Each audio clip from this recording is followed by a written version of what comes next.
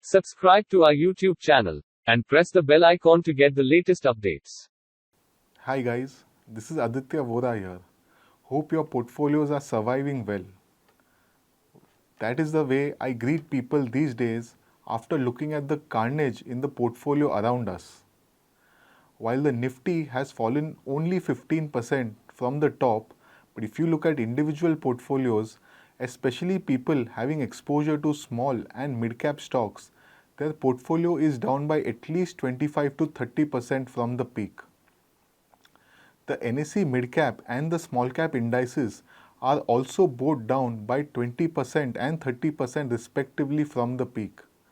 Now the only consolation is that if you look at India's performance on a relative basis, Nasdaq has fallen more than 30% from the top and it is in a bear market. In fact, blue chip stocks like Apple, Microsoft, Amazon and Google are all down anywhere between 25 to 35% from the top. Such is the carnage in the US markets. In India too, the trend has been quite predictable where high P stocks have been battered and hammered by at least 30 to 50% from the top. I mean, look at the diagnostic stocks. Who on earth would pay a 70-80 times multiple for stocks in a sector which has limited entry barrier and everyone is trying to enter it? The other day, I was reading an ad where Tata 1mg offers a full body checkup with 63 tests only for rupees 950. The same test in a Dr. Lal or a Metropolis is more than double the price. And trust me, when the name Tata is involved, there is no question of credibility. The name Tata is gold standard for ethics. As a result, all these expensive stocks or the coffee can stocks have fallen by more than half. If you ask me, they are still expensive and one should stay away from them. Anyways, while all that is already what has played out, it is futile talking about it. In this video, I will be discussing what lies ahead of us. After all, in life, you are remembered for diagnosis and not postmortem. The most important question is where are the stock markets heading? Let me try to address all of this in a very logical way. Also, if you are looking at specific targets or percentage downside, I am extremely sorry as I am not an astrologer and would not be able to give you those targets. What I can tell you is the logical way forward and what headwinds we are likely to face and how much of that is priced in. So to start with, let us look at the problem which we are facing. The most important problem is inflation. America and Europe has never seen an inflation like this in the past 40 years, which means more than half the population of the world has not seen such kind of price rises. Now the problem with inflation here is that the producer as well as the converter of the products you and I use are both affected. Let me explain. Russia, which is a major producer of commodities in the world, is out from the global supply chain. And China, which is a major converter and exporter of that commodity, is also facing issues with respect to lockdowns and its own economy slowing down. Imagine two main pillars which are responsible for supplying most of the products which we use are out from the supply chain. This is causing a temporary stickiness of inflation. A more permanent problem is the lie which central banks have been telling us over the past 2 years, which has enabled them to print money as if there is no tomorrow. The biggest lie of 2021 is that inflation is transitionary. Unfortunately, it is too late now and Russia and China crisis has set the trigger off. The only way, in my opinion, to control inflation is to kill growth and consequently demand. Supply is not in our hands at the moment, so logically you have to kill demand. And the only way to kill demand is to increase the interest rates. That is precisely what every central bank is doing, including the Reserve Bank of India. Now, there are some statistics which scare me. Let me start with the first one. history of American economy, 4 out of 6 times when the United States Fed has increased the interest rates, recession has hit the economy.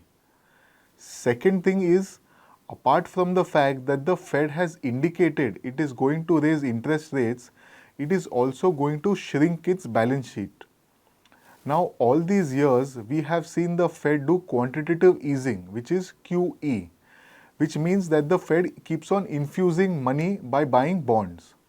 Now, for the very first time, the Fed has indicated it is going to do QT, which is quantitative tightening, that is sucking out some liquidity from the economy. Nobody has a clue on how this is going to play out. Also, one more point which you guys should remember is that the Fed will overdo this time is because of the Fed has lost a lot of credibility over the past 2 years by not acknowledging that there is an inflation problem. Now what has happened is that the Fed is hell-bent on taming inflation, and it will go to the other extreme by bringing the economy in recession, because that is the only way to control growth. Also, politically, if you look, Joe Biden and Narendra Modi both have to win an election, and trust me, you cannot win any election at these inflation rates. Also, there is one thing which I fear the most is that when money starts going out of the system and interest rates go up, there is likely to be some financial accident. What I mean is that the way the crypto market is and the way these stupid random coins named after cats and fishes and dogs fluctuate, go up and down, there is high possibility of some contagion happening. The size of the crypto market is $2.1 trillion. That is almost the size of the Indian economy. Any mishap there could have a serious contagion effect. One more contention is that the startup space is in a big bubble. I'm sure you must have heard about how the startups are laying off employees. Some people ask me, Zomato has fallen by 50%. Should we buy it? My answer is even after a 50% fall, it is still commanding a market cap of close to 50,000 crores. I mean 50,000 crores for a loss-making company. That's strange. The startup space, in my view, is a big bubble, and the PE funds are even bigger bubbles. So after listening to all this, net 2022 looks like a difficult year for equities per se. And the thing is, we will have to get used to rising interest rates, which we haven't. Now, that was my reading in terms of the inflation problem and the measures that are likely to be taken to control inflation by sacrificing growth. Let us now look at some positives in all these things which I have told you. After all, these are all my assumptions. While the world thinks that they have imposed sanctions on Russia, the way I look at it is that Russia is holding the world ransom, especially Europe, where Russia sells most of its natural gas. Europe has no option but to buy Russian natural gas, that also in rubles and not in euros or dollars. Now, for India, the joker in the pack is the oil prices. If we assume for a moment that the war with Ukraine settles, as winter is approaching, and also if there are no major COVID lockdowns in China, the chances of commodity prices cooling faster are higher, which will automatically bring inflation down. That will be a moment of gold for India, as majority of inflation which India faces is nothing but imported inflation, as more than 60% of import bill is oil imports. Now the flip side is that with all this, has inflation peaked in? After all, inflation numbers might have peaked and the markets have already discounted that. And trust me, if inflation has peaked, then the Fed might not be as aggressive as what it is expected. So you guys must be wondering, why is this guy talking on both the sides and confusing us? Well, the intention is to tell you that these are the possible variables, and depending on how each of them plays out, we could have an outcome. So the question is, have the stock markets already priced in all what I have spoken about? because as an analyst, our job is to figure out how much all or some of this is discounted in the price. After all, US stocks have fallen by at least 30 to 40%. In my view, India has more to fall as A. It has relatively outperformed the world market. B. There will be a point in time where retailers which have been supporting the market might start panicking. And C. India's correlation with US, which is the mother market, is extremely high. Now, as an investor, there are 2-3 parameters which you should look for. The most important is the dollar index. This indicates money is moving from all asset classes to the safest of them all, which is the dollar. If the dollar index rises, it means money goes out of equities to dollar, which is a very big negative. One more parameter which I recommend to look for is obviously crude oil prices.